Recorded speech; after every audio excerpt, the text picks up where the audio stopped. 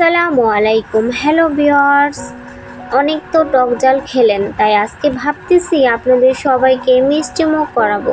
তাই যারা যারা মিষ্টি মুখ করতে চান তারা অবশ্যই পুরো ভিডিওটা না টেনে সম্পূর্ণ দেখবেন।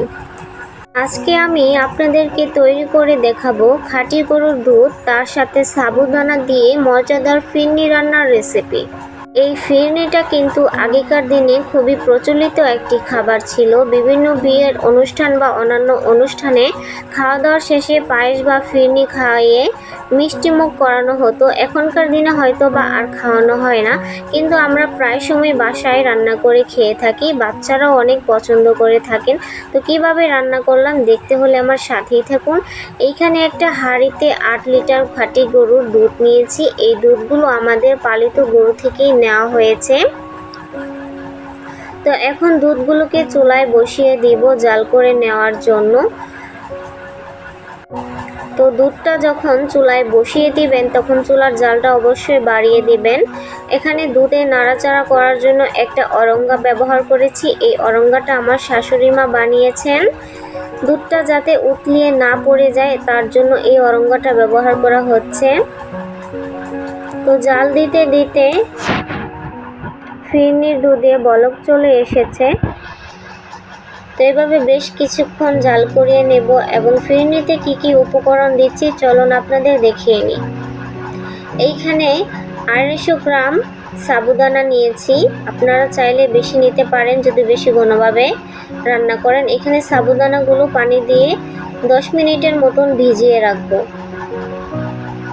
তারপর এইখানে আমরা 2 কেজি চিনি নিয়েছি, তেজপাতা, দারচিনি, এলাচ নিয়েছি, তার সাথে নারকেল কোড়া নিয়েছি।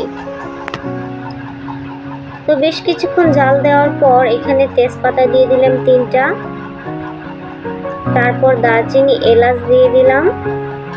এখন যে সাবুগুলো ভিজিয়ে রেখেছিলাম সেইগুলো আমি ধুয়ে নিয়েছি। এখন এই সাবুদানাগুলো ফিরনি দুধের মধ্যে দিয়ে দিলাম। তারপর ভালোভাবে নাড়াচাড়া করতে হবে, নয়তো সাবুদানাগুলো নিচ দিয়ে লেগে যেতে পারে। তো এখানে স্বাদ মতন লবণ দিয়ে দিচ্ছি। যেহেতু এটা মিষ্টি জিনিস তাই লবণটা বেশি দেওয়া লাগবে না। মিষ্টি জিনিসে বেশি লবণ দিলে খেতে ভালো লাগে না, টেস্টটা কমে যায়। তো আরও বেশ কিছুক্ষণ জাল দেওয়ার পর এখানে আমি 50 গ্রামের মতন পোলার চাল ধুয়ে নিয়ে সাথে সাথে পাটায় বেটে নিয়েছি। এভাবে করে আদা বাটা করে নিয়েছি। তো এখন এই চালের গুঁড়াগুলোকে ফিরনি দুধের মধ্যে দিয়ে দেব। চালের গুঁড়াগুলোকে ঢেলে দিচ্ছি। তারপর আবারও ভালোভাবে নাড়তে থাকতে হবে, নয়তো এগুলো নিচ দিয়ে লেগে যেতে পারে। তো এখন আপনাদের দেখিয়ে দিই, সাবুটা কিন্তু অনেকটাই ফুটে গেছে। সাবুটা ফুটে যাওয়ার পর কিন্তু এর মধ্যে চিনি দিতে হবে, নয়তো আগে চিনিটা দিলে কিন্তু সাবুদানাগুলো ফুটবে না। তো এখানে পরিমাণ মতন চিনি দিয়ে দিচ্ছি। অবশ্যই মিষ্টি যেরকম আপনারা খান, বেশি খেতে চাইলে বেশি দিবেন, আর যদি কম খান তাহলে মিষ্টিটা সেই অনুযায়ী দিবেন। তো পরিমাণ মতন চিনিটা দেওয়ার পর আরেকটু নাড়িয়ে চাড়িয়ে এখন এর মধ্যে নারকেল কোড়াগুলো দিয়ে দেব। অবশ্যই যখন ফিরনিটা নামিয়ে নেবেন তার 5 থেকে 6 মিনিট আগে নারকেল কোড়াটা দিয়ে দিবেন। তো নারকেল কোড়াটা দিয়ে দেওয়ার পর আরেকটু নাড়িয়ে চাড়িয়ে নেব। তো আরও বেশ কিছুক্ষণ জাল করিয়ে নিচ্ছি। নারকেলটা দিয়ে দেওয়ার পর আরও 5 থেকে 6 মিনিটের মতন জাল করে নিয়েছি। এখন অনেকটাই ঘন হয়ে এসেছে প্রায় ফিরনিটা। এই ফিরনিটা কিন্তু বেশি ঘন করে রান্না করব না, আবার বেশি পাতলাও করব না, এরকম একটি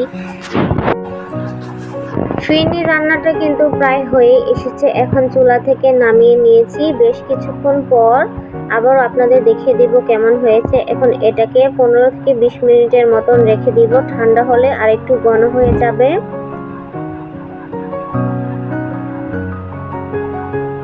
দেখতেই পাচ্ছেন কত সুন্দর একটা কালার হয়ে এসেছে।